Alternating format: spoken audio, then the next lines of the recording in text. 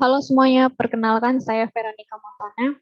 Saya akan mempresentasikan rekayasa genetika mengenai produksi protein rekombinan HBCAG atau hepatitis B core antigen oleh Escherichia coli sebagai bahan vaksin hepatitis B terapeutik.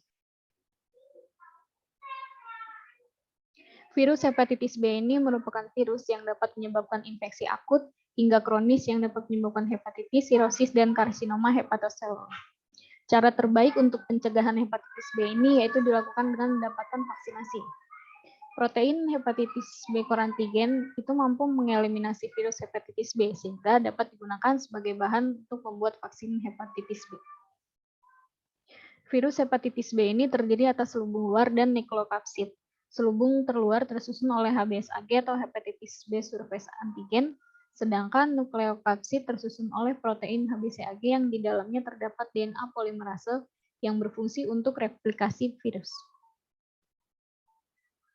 Hepatitis B core antigen atau HBsAg ini adalah protein dengan 183 asam amino yang dapat dibagi menjadi domain perakitan dan domain mirip protamin.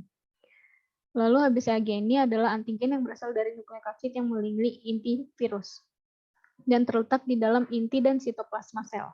Ekspresi sitoplasma yang didominasi HBsAg ini sering disertai dengan kerusakan hati yang disignifikan sehingga sering dianggap sebagai antigen virus yang berpotensi untuk memediasi sistem kekebalan pada kerusakan hati dalam hepatitis B kronis.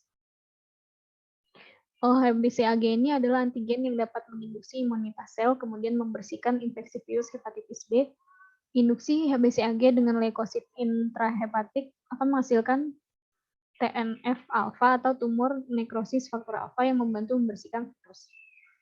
Protein HBsAg ini memiliki tingkat imunitas yang tinggi dan potensial menghasilkan sel B, sel T sitotoksik, dan sel T helper. Protein yang dikode oleh HBsAg ini mampu menginduksi pembentukan sel T sitotoksik yang secara efektif akan mengaktifkan limfosit T sitotoksik yang berperan dalam eliminasi virus. Vaksin hepatitis B yang saat ini digunakan yaitu mengandung protein HBsAg yang dibuat melalui teknik DNA rekombinan yang mampu menginduksi respon imun sehingga terbentuk anti-HBs sebagai komponen antibodi khusus yang mampu menghambat penempelan dan masuknya virus hepatitis B ke dalam sel inang. Vaksin hepatitis B ini sangat efektif, namun hal ini tidak menunjukkan efek dalam pengaturan infeksi kronis sehingga diperlukan pengembangan vaksin hepatitis B terapeutik. Vaksin hepatitis B terapeutik yang dikembangkan untuk infeksi virus pada hepatitis B kronis dalam meningkatkan efektivitas dan mengaktifkan sistem kekebalan tubuh untuk melawan virus, mengontrol, atau idealnya bahkan menghilangkan virus. Bakteri Escherichia coli adalah bakteri anaerob fakultatif dengan suhu pertumbuhan optimum 37 derajat Celcius dan kisaran pH optimum 6,5 sampai 7,5.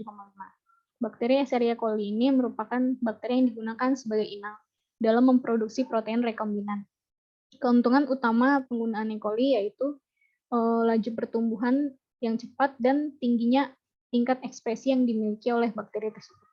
Sistem ekspresi E. coli yang paling umum digunakan yaitu bergantung pada T7-RNA polimerase yang dapat diinduksi. Hal ini dikarenakan pada sistem ini menghasilkan protein rekombinan yang tinggi. E. coli strain BL21 merupakan salah satu strain yang banyak digunakan sebagai sel inang untuk ekspresi protein. Kromosom D3 pada fase profase ini mengekspresikan T7-RNA polimerase di bawah kendali promotor LAC-UF5. Sistem lag operan adalah sistem pengendalian ekspresi gen-gen yang bertanggung jawab dalam metabolisme laktosa. Operan laktosa ini terdiri atas 3 gen struktural utama, yaitu LAC-Z, LAC-Y, dan LAC-E yang berfungsi menyandikan protein untuk melakukan fungsinya dalam sel. IPTG atau isoprofil beta D1 tiogalactopironeside merupakan senyawa yang memiliki struktur mirip laktosa dan berfungsi sebagai induser dalam ekspresi gen di bawah kendali promotor LAC. Di mana promotor LAC ini merupakan komponen utama dari operan LAC. Di sini induser akan menyebabkan induksi sistem sehingga digunakan untuk produksi protein. Namun, induksi sulit dilakukan dengan adanya glukosa. Ekspresi dari promotor LAC tidak sepenuhnya diinduksi sampai semua glukosa telah habis digunakan. Untuk mencapai ekspresi dengan adanya glukosa, promotor LAC-UF5 mengurangi kepekaan terhadap regulasi katabolit. Pada saat glukosa rendah, adenosin monofosfat siklik diproduksi dan diperlukan untuk aktivasi opronol. Mekanisme ekspresi protein. Jadi gen yang diinginkan ini akan diklon pada promotor yang dikenali oleh T7RNA polimerase di bawah kendali promotor LAKF5. Dengan demikian, sistem ini dapat diinduksi oleh laktasa atau IPTG. IPTG ini adalah senyawa yang memiliki struktur mirip laktosa dan berfungsi sebagai induser dalam ekspresi gen di bawah kendali promotor LAK. IPTG ini bukan merupakan bagian dari jalur metabolisme dan tidak akan dipecah atau digunakan oleh sel, sehingga konsentrasi IPTG yang ditambahkan tetap konstan dan membuatnya menjadi industri yang lebih baik dari laktosa. Mekanisme ekspresi gen asing oleh dalam E. coli dapat dilakukan melalui induksi IPTG.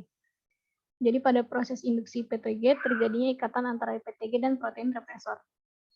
Ikatan tersebut mengakibatkan represor terinaktivasi dan tidak dapat berikatan dengan operator sehingga RNA polimerase sel inang dapat memulai proses transkripsi gen struktural yang selanjutnya akan ditranslasi menjadi protein yang diinginkan.